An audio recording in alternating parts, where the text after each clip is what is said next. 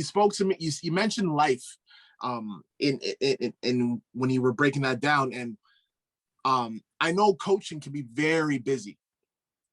Building a program can be very busy. How do you manage that in conjunction with your family life? Family first, man. Mm. Family first. It's something that I grew up with. My mom and dad, obviously being Caribbean, family was very important. You didn't do anything without the family. We went to church on Sunday. I never played soccer, went to a basketball game, do anything without going to church first and putting God and family first. And so for me, that's what I bring into the Keyano women's basketball program. We talk about family first. We talk about being sisters and, helping each other out. And, basketball is only basketball, right? It's a small portion of your life. Right. But having respect, love, integrity, honor, all these things that we learned from the sport of basketball, you can take that into life. You could take that into the business world, right? And you want to talk about winning at life? That's how you win at life. 100%. 100%. So I have a confession to make. So when I was in university, I went to University of Montreal. Shout out to Concordia. And a friend of mine was like, hey, I tried out for the team and I got injured. So life, that was the end of basketball for me. Okay. I played college, but then when I went to university, tried out, got injured. And didn't make it. That was the end of basketball. But I still had that desire to be around the game. Right. And a good friend of mine, she said, why don't you volunteer? There's this great community program. It's called Sun Youth, and there's actually been quite a few players that played the NCAA Division I that came out of this grassroots program. She's like, why don't you go volunteer? Like, it'll be good for you to give back, right? And I said, yeah, you know what? That's cool. I can do that. So this is my introduction into coaching. This is 2005. So anyways, they pull me in, do the interview. You go through all the processes and all that type of stuff. And they said, okay, we got a spot for you. How about our, I don't know what they call it, our Pee-wee girls. So I think it was from ages like 8 till 10. And I was like, I'm just happy to be there. And I'm just like, yeah, sure, why not? And after about 2 weeks, or not even two, maybe a week, I went back to we'll call it the AD or the program coordinator and said, hey, is there an opening for the boys, like any boys team or anything like that? I love the girls, no issue, but I really just think my skill set and my personality would mesh more with boys. And no, she had no problem, no issue. They facilitated my request, but really deep down, the reason why I asked, because I didn't think that I could be me and my personality and, come across as competitive and wanting to win and all that with girls.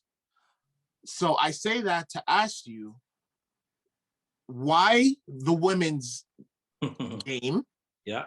And how hard has that transition, because you've coached boys, how hard has that been in the women's game?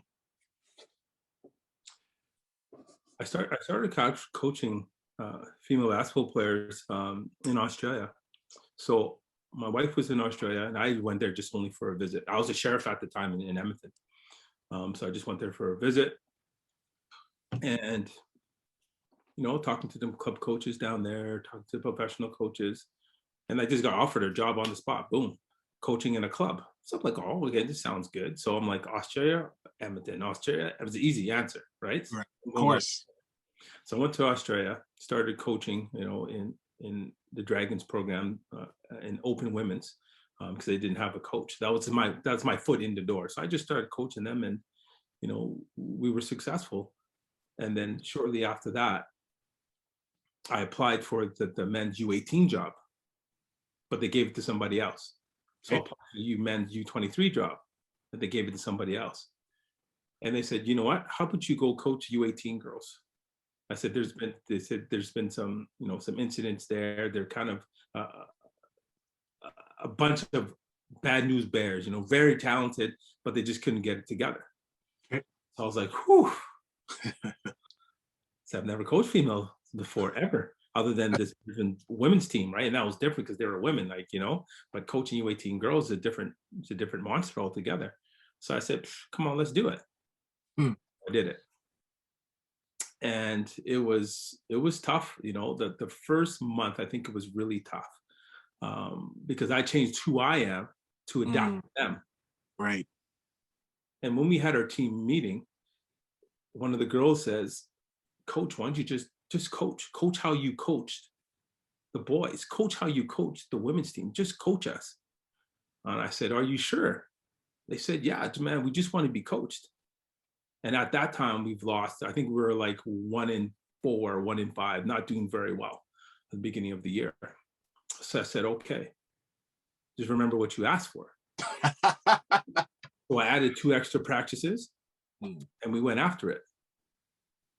We went 20 games straight after that, the number 1 team. End up losing in the state semifinal, end up getting 3rd.